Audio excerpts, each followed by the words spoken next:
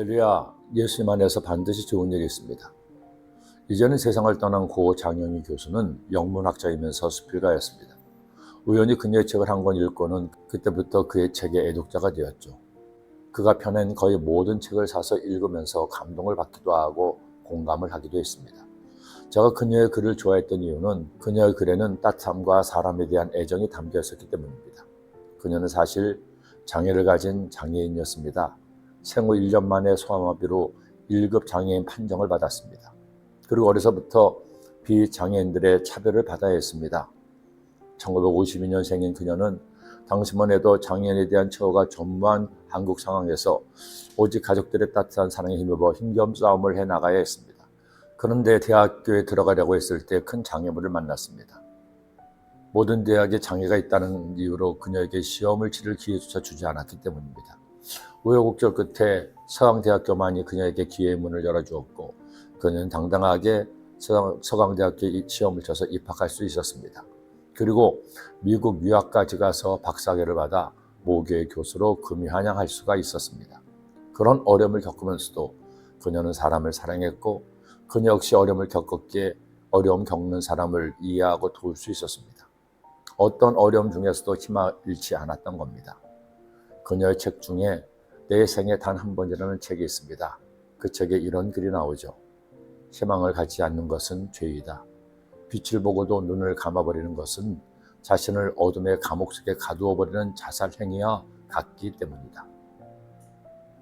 그런데 이렇게 살았던 또 한 사람이 있습니다. 아니, 그는 장영희 교수보다 한 걸음 더 나아갔습니다.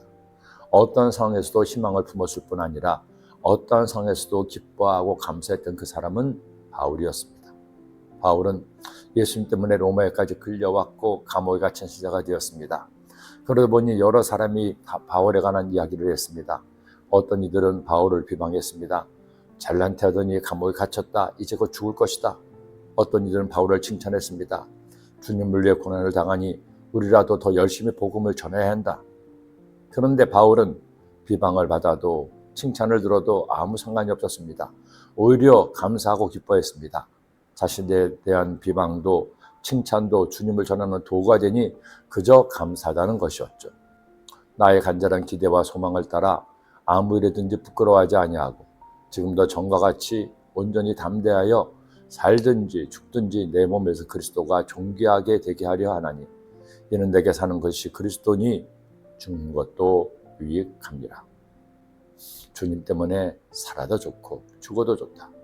나로 인해 복음만 전해줄 수 있다면 아무 상관이 없다는 겁니다. 만일 우리가 바울처럼 고백하고 살아간다면 이 땅이 하나님 나라는 속히 임하게 될 것입니다. 아직 우리가 바울처럼은 살 수 없을지 모릅니다. 그러나 바울처럼 살기 위해 기도하고 노력할 수는 있습니다. 그렇게 사는 이 하루가 평생이 되시기를 기도합니다. 기도드립니다. 하나님 아버지, 바울의 믿음이 우리의 믿음 되게 하사 우리가 어떤 일을 하든 주의 복음을 증거하는 것이 우리의 사명이요 우리의 꿈 되게 하여 주옵소서. 그래서 주의 복음을 전하고 전도하는 성도님이 되게 하여 주옵소서. 예수님의 이름으로 기도드립니다. 아멘.